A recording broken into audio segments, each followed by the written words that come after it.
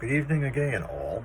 I realized that while I was doing my reviews of Philip K. Dick novels, I left out one of the most important ones, and that is, of course, Do Androids Dream of Electric Sheep, which is the progenitor of the movie Blade Runner and all of its sequel and upcoming project Blade Runner 2099, which I understand has actually wrapped shooting and will be released, I believe, in December of this year. Um, the book is interesting. It's not the same as the movie. It takes place in a post-nuclear war San Francisco, and the principal character is the same, and that's police officer Rick Deckard, who is tasked with tracking down and killing or retiring six highly sophisticated androids who have escaped from Mars and come to Earth and are hiding out. A lot of it is different in that the characters are different. He is married, for one thing. His wife's name is Argon, and she basically loathes him unless she turns up her quote-unquote Penfield mood organ and selects a different mood so she doesn't hate him. Penfield was a real person, by the way, a real scientist, and he did in fact work on things like mood and ways to change mood. But she could do things like dial up the desire to watch television all day. And, Deckard suggests that she do that when she gets in these movies, because she doesn't like the fact that he's a bounty hunter, basically. He hunts androids and receives a bounty. And one of the things he wants, after the World War, which was referred to as World War Terminus, almost all of Earth's natural animal life died. And real animals are very, very expensive, but you can get cheap, robot imitations. They have a robotic sheep that lives up on the roof of their building, and they feed it grass and take care of it as if it was a real sheep, but of course it's not. And Deckard feels somewhat embarrassed by this, that he can't, although he's a fairly well-paid policeman, he can't afford a real animal, and is hoping that the bonus from killing some of these androids will help him be able to afford one. And Iran doesn't like that, and she calls him a killer, and is very upset with him. And he goes off to work and is given an assignment to track down these rogue androids. They're not unlike the movie. They are not murderous. They haven't killed anybody. They're just not supposed to be on Earth. And they were supposed to be on Mars. They were essentially slave workers, and don't have any rights. And that's kind of an interesting conundrum in itself. He goes to see the head of the quote-unquote Rosen Corporation, which creates these androids, and meets with Eldon Rosen, who is the president. And he puts him through a test where he makes him test an android, and he's kind of hoping that he'll fail at proving that this person is an android. But he doesn't. There are two tests that can determine if these very humanoid-looking androids are human or not, and that is, there's a bone marrow test, and there's an empathy test, which they refer to as the Voight-Kampff test. And that's the test that you see Deckard do on Rachel in the movie.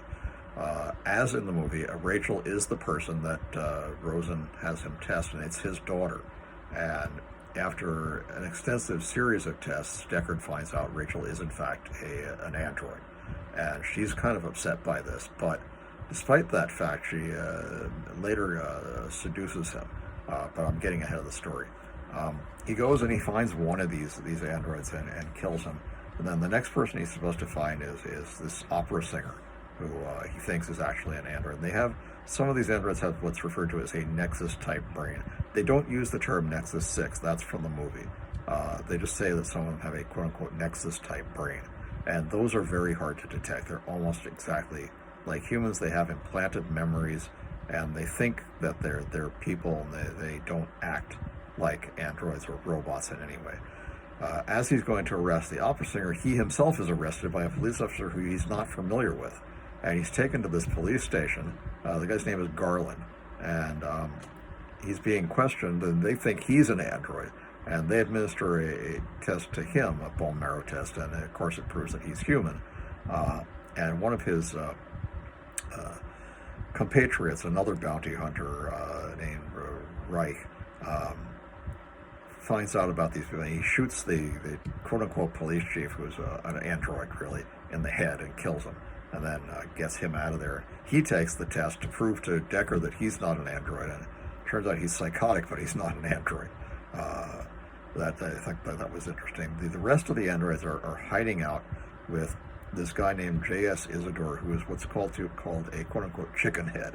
He wasn't able to go to the off-world colonies because he's mentally defective. Basically, he has like the mind of like a 4-year-old, and he's hiding these androids out in his apartment. He doesn't really know who they are, and they're kind of taking advantage of him, the fact that he's not very bright, and they prove to him that they're androids. But the one thing that distinguishes an android from a human in the book is that androids do not feel the emotion of empathy. They may feel other emotions: hate, rage, love, sexual attraction, but they do not feel empathy. And there's an android who is called Pris, who is based on Rachel Rosen. She's basically a clone, an android, or a second android of Rachel Rosen, because as we learn in the test, Rachel is in fact an android. And she proves that she doesn't have empathy by the fact that in Isidore's apartment, she pulls 4 legs off a spider, saying you can do just fine with the other 4. Of course it dies, but she doesn't have any empathy with the fact that she just murdered this innocent creature to prove a point. And eventually, after one other thing that's brought in this novel is that there's a kind of a strange religion called Mercerism. What Mercerism is there's a character named Johnny Mercer, who, like Sisyphus, is forced to climb up a very steep hill, and as he climbs the hill, people throw rocks at him. And people who are adherents of Mercerism have what's called an empathy box, or a Mercer box, and they place their hands inside the box. Whenever a rock strikes Mercer, your hands are cut. So this proves that you have empathy for the struggle of Johnny Mercer. Well, the androids want to prove to Deckard that Mercerism is fake, and they take him into this, they kidnap him and take him into this studio where there's this old drunk actor who is playing Johnny Mercer, and Deckard doesn't believe him, and again, he manages to kill some of them, and he gets out. He receives a bounty because he's now killed 3 of the androids, and with it he buys his wife Iran a real live baby Nubian goat. She's very excited and loves the goat, and has kind of forgiven him a bit for the fact that she doesn't like that he's a bounty hunter.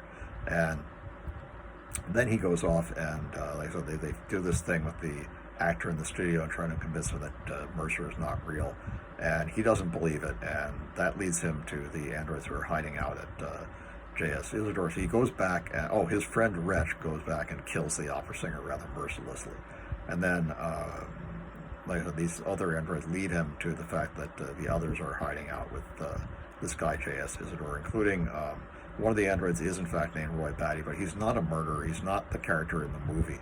He's not a soldier. He's just, I think he was actually a farmer of some sort. He's not presented as a tough guy or someone who's difficult to kill. In fact, Deckard goes in and kills all 3 of them, including Pris, who was the android based on Rachel Rosen. Her name, interestingly enough, her full name is Pris Frauenzimmer, and that means good wife in German, or housewife, good housewife. I thought that was kind of interesting because she was sort of the opposite. She was a sex worker, basically, an android sex worker. At some point in this, before he goes to see Isidore, Rachel Rosen seduces him and sleeps with him, and says she's done this with lots of other bounty hunters to try to, basically, to distract them from their pursuits and make them not kill androids. Try to make them realize that androids aren't that different from humans and that they deserve to be allowed to live. Well, Deckard, again, doesn't agree in the book, and he doesn't kill Rachel because he's kind of fallen in love with her, but he goes back to his wife, and his wife is very upset because in the time that he went to kill the 3 androids at J.S. Isidore's place, Rachel came over to their place and threw their baby Nubian goat off the roof and killed it because she's pissed off at Deckard for proving to her that she's an android. And the last thing is that they're kind of working together on the California-Oregon border, and they find a toad and toads are supposedly extinct, so they think it's very rare. They take it back to their apartment, and belatedly, Iran discovers that it's not a real frog. It's got a battery in it. It's a robot, but they decide they're going to care for it anyway. Well, that's a very different ending certainly to the movie, but it does sort of ask the same questions that the movie asks. What makes us human? Could an android, given sufficient human characteristics, be considered human? Are we more than just the sum of our memories? If you implanted somebody with memories, does that make them more human than somebody who, like just a plain robot that didn't have any memories or any human characteristics? And I think those are open questions that he leaves in the book and also in the movie. One of the things that also is not in the movie but is in the book is something called kibble. And what kibble is garbage. It's things like old technology and things that can no longer be used that are littering the landscape and creating these huge piles of garbage, and they're everywhere in the San Francisco area. We don't see that in the first movie, but they do sort of mention it in Blade Runner 2049 in the scene where Kay goes to find the orphanage where the records of the two children born on 6/10/21 reside. He finds these huge trash compactors. They're dropping these heaps of old broken keyboards and things on the landscape, and the children who work at the orphanage now sort through them, and that's what they do for a living. And that is a reference to the kibble that Dick mentioned in the book. So anyway, it's a good book. It's not really my favorite of his, and if I had been a film director in 1982, I do not know that I would have chosen Do Androids Dream of Electric Sheep as the basis for a movie. I might have gone with The Three Stigmata of Palmer Eldritch, or Ubik, or Lies, Inc., otherwise known as The Unteleported Man, or my favorite, The Penultimate Truth, which I really think would be a fantastic movie about a fake World War III and people who have been conned into building robots to continue to fight this war, which doesn't really... It took place, but it was very limited. And the people who are... What they're actually building are servants for these people who live on, statewide domains and are living the life of luxury because these people are building these robots to be their servants.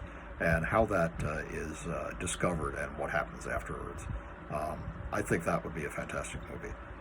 Anyway, just my take briefly on Do Androids Dream of Electric Sheep. Worth reading, but in my personal opinion, not PKD's best novel.